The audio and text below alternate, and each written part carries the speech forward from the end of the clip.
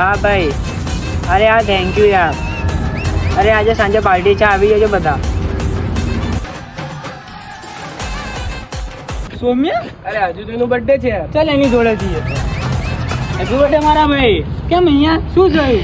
અરે યાર બધા સવાલના હેપી બર્થડે કેકે કરે છે. નથી બનાવો બર્થડે યાર, મારે કોઈ કેક જ નથી લાવતું. તારે કેક માટે રોવે. ચાલ તારા મા ભાઈ કેક ચલો યાર ચાલ. ચલો.